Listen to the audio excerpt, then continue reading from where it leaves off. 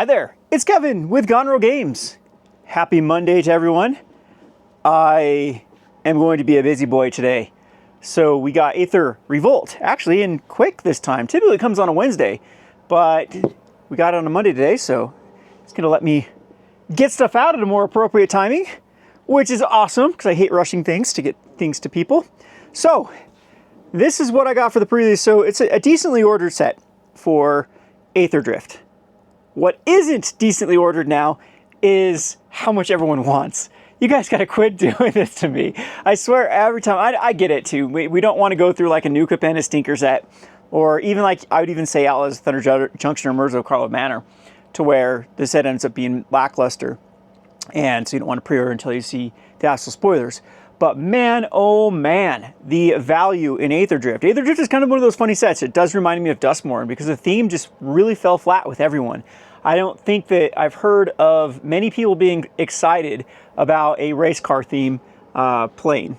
And in fact, it's a little the opposite. It's pretty wonky. People are like, yeah, this is ridiculous. But it's how Magic is. They keep trying to take these wonky themes and kind of go with them. But this set really reminds me of Duskmorn, as it's just crept up on us. And there are some absolutely powerful cards in this set. What's even more crazy is these are going to be commanders somewhere. We'll have to show commanders. They're in one of these big boxes here. Maybe I'll actually put this camera down. We'll unbox stuff and take a look at the product. But have you seen the prices of commander decks, of what is contained in these commander decks? And it's new cards. So we had another shift in how the kind of pricing for Magic the Gathering, where commander decks need to have reprints. And now this set does have some good reprints in the commander sets, but all the new cards are driving the sales. And the new cards in these decks are really powerful. There's some commanders that everyone wants to build around. There are some instant staples now in these commander decks. And a little bit of forewarning though, for people that are buying singles for the commander set, is these are just 2-ofs, not 4-ofs. So the supply of each individual card is going to be double that of all the sets that had, 4 commanders or 5 commanders. So keep that in mind. So commander decks apparently had a bit of a hiccup from Wizards of the Coast. They will be releasing another wave of them. The original wave was shorter than expected, and so a lot of stores did get cut on commander decks. And so that should keep the price up for now. But the reprint policy by far now is confirmed that Wizards of the Coast is going to be reprinting commander decks. So we just had a notification they will be reprinting Duskmorn Commander and Outlaws of Thunder Junction Commander. So all those rumors saying that Wizards of the Coast is going to these one and dones, they're false. Wizards of the Coast is not going to these one and dones. They haven't issued some sort of hiatus on their reprint policy.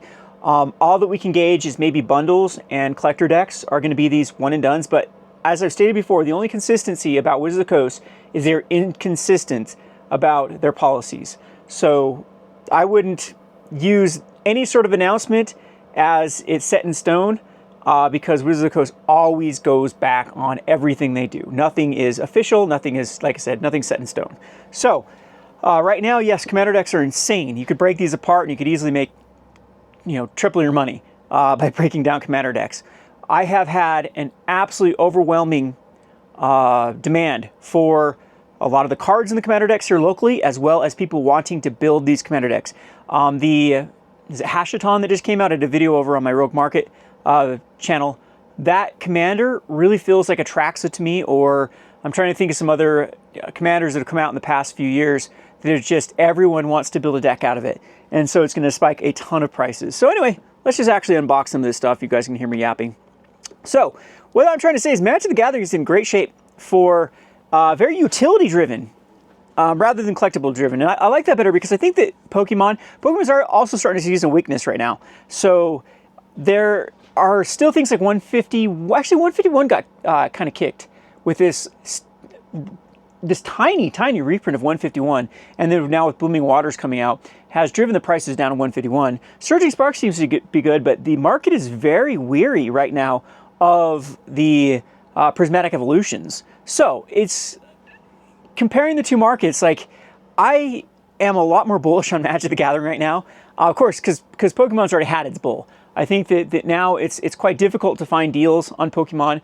The prices have gone up. They're going to stay a little more stubborn at these prices, I would say, than the kind of the potential I see of like Magic actually starting to strip away a lot of the supply that's been dead for a while. And again, it's just such a utility-based driven game. And it's weird because we went through this big like standard and modern driving a lot of sales, and Commander being kind of lull, kind of absent. And now we have seen just a resurgence in Commander. So a lot of the staples from Commander are going up in price, and it just shows a very robust and, like I said, a very utility-driven market right now. People are actually playing with the cards, building with the cards, and yeah, that's a very, very healthy thing, I think, for the game. So again, it's each to their own. I particularly like that sort of market rather than this collectible-driven, because you never know what's going to be collectible. That can change quickly, and you can say the same thing about, well, cards can be reprinted that dumb down other cards and those type of, yeah, true. But in the scope of things like I really like the direction Magic the Gathering is going compared to Pokemon, just with just the amount of energy and just the, like I said, the utility-driven purchases that are happening right now that is driving this incredibly hot market.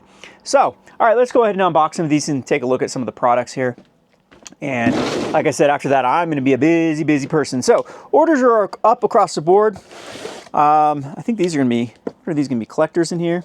So we didn't get many collectors. This is funny, this little box here, so I shouldn't say little, this heavy box here is going to be more expensive than the rest of this entire lot combined. I always like to show that's the kind of the reality of that is why Magic the Gathering went over to collector's boosters. Just think of how much it costs in a print, package, ship, all this stuff.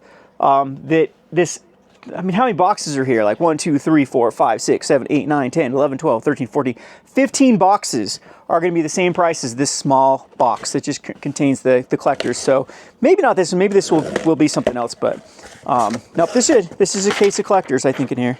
No, it's not. All right, this isn't the one. This is a different order that it looks like it has D&D books in it. So D&D books in this one. So one of these, though, will have like I said, it will have like, I think I got like 72 collectors is all. The collectors numbers were very low. So it's going to be like one of these boxes. And the 72 collectors are going to be worth more than the rest of the entire box lot of things. So collectors have been doing quite well for Aetherdrift. I don't know if there's just more stores competing for product, or if Wizards of the Coast is cutting back numbers. But my allocations for this set were very, very low compared to Duskmourn or compared to, Bloomburrow. It's about a 40% reduction. So take that information with whatever you get from it. And the play boosters, though, are still basically they are going to be available, forever. That's kind of Wizards of the Coast's print policy for the play boosters. There is some interesting things about play boosters, though. Duskmourn play boosters, Jumpstart play boosters, one other. Foundation, not Jumpstart. Foundation play boosters, Duskmourn play boosters. There's like one other that is recent. Are out of stock at distribution level. We're waiting for a restock of them. I believe that Lost Caverns of Ixalan is gone for both draft. No, Wildsville Drain is gone for both draft and set as well. And yeah, I can't remember if Bloomburrow play just got restocked, and that was out for a while. So it is showing that even play boosters are selling at a higher rate than Wizards of the Coast anticipated, and has actually caused, if not restocks, again, I still don't know about how Wizards of the Coast warehouses things versus what triggers an additional what we call print run. So whatever the case, though, distributors are out of them and have had to restock the play boosters, which there have been plenty of play boosters in the history of the last 5 years in Magic that have never needed like a restock at distribution level. That their initial volume that they got from Wizards of the Coast held them over for the entire livelihood of their standard life. So we are definitely switching in. Like I said, I think that the purchases are just way up for Magic than in yesteryears. A lot of that has to do with consolidation of particular products. Like during the New Capenna through Commander Masters era, there was just so many products out there. It seemed like every second they'd release another, specialty product. Even things like Secret Layers were a higher volume. Like everything was just ramped up. And now we do have a little bit of bleeding room. I mean, we had Modern Horizons 3, which was stripping away. Like there's a lot of money pushed into that, and then Foundations. But other than that, we seem to have, which is crazy because we still have such a massive release schedule. We do seem to have a less of a release schedule in total dollar amounts than we've had in the past, like I said, in that overprinting era of the Commander Masters through New Capenna. All right, so what I'm talking about here we got this big collector's case here, and this is where all the money is in this stupid thing, and it's so tight in this box.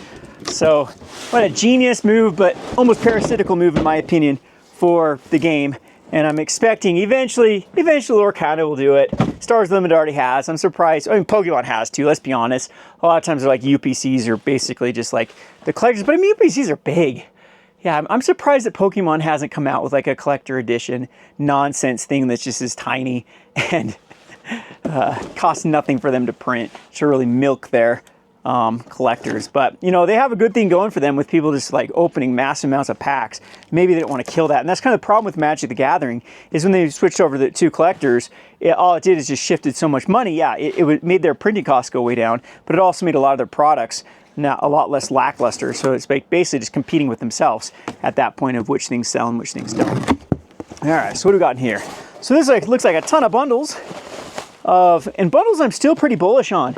If you're looking for something that is a smart place to park money that always goes up in value, bundles seem to be the one and dones, and they actually seem to be ultra collectible too. It does seem to be people do buy, the people that aren't in the market of buying like a play booster box set. There are many people that just like buy a bundle, and if you go back and like look at like Kamigawa bundles or even Bloomborough bundles, there are a lot of bundles from not too long ago that are very, very expensive. Now, you got to realize that it doesn't have the same eyes that are searching every day for booster bundles on like eBay or on TCG Player. And so they're a lot less liquid than play boosters. So of course that factors into everything. That's kind of my argument with some of these videos I've done. Kind of my Flesh and Blood video was completely about that. Is that it is not a very liquid IP at this point, where people are talking about, how expensive these boxes are, how expensive the cards are, and this card sold for X amount. Yes, but with such low sales and such a huge time period in between sales, they're definitely not that liquid. And the name of the game in this industry is liquidity. You definitely want something that is liquid, and that's what has been so good about collector boosters and play boosters, is they do tend to be very liquid. Now, the things I like personally more than play boosters is I like pre-release kits and bundles, but the trade-off is they aren't very liquid. So you have to actually wait for a buyer for that. But in today's day and age, there does seem to be enough eyes on even those products that they do move at a reasonable rate. Like I still remember back in the day, waiting like a month or 2 months is perfectly reasonable for a lot of these sales if you start building up a lot of inventory and go spread out. So again, if you can't go super deep on these things, if you are worried about liquidity, if you don't have time for these things to appreciate in value and then be willing to hold on to them, then your best bet is to go to like collector boosters or play boosters, because those are the things that do spike up, and when they do spike, they're easy to unload. But if you are looking for something that consistently outpaces a lot of times even collector boosters, then I do like pre-release kits and I do like bundles for that very reason. So yep, we got a lot of bundles here. It looks like we got a special bundle for, I'm still pretty ticked about this because my distributor messed up, and then we only end up getting like 10 of these special bundles, which is awful. It's just not enough even for my store. For the specialty bundles, I'm not even sure what's even in them that makes them special. I think it's just such a stupid product to have the two, because typically there's not a lot different between like gift bundles or specialty bundles than there is the regular bundles. I mean, oftentimes the promo is the exact same. That's how lazy Wizard of the Coast is. But yeah, so I want to see if these are commander decks here, because I do want to take a look at these commanders and see what they are. Nope, this is going to be, these are going to be pre-releases. Definitely have to open up one of those on a channel, and those will look like going to be pre-released. But I'll have to get organized here, and I'll have to, maybe in the next video, we'll take a look at the commander decks and everything else we got going on for Aetherdrift. So basically the drift for Aetherdrift is it's actually selling quite well. The cards too, I think, are going to be the selling point, even though the theme falls flat. There are cards in here that people are just going to, slurp up. Not only the Commander decks in the main set, there are tons of cards that people are trying to play with around in Standard. And as I mentioned, the appetite for Commander cards is just insane right now for this set. So anyway, hope you enjoyed this video. We'll be back tomorrow and need to get all these packages off. Thanks for watching.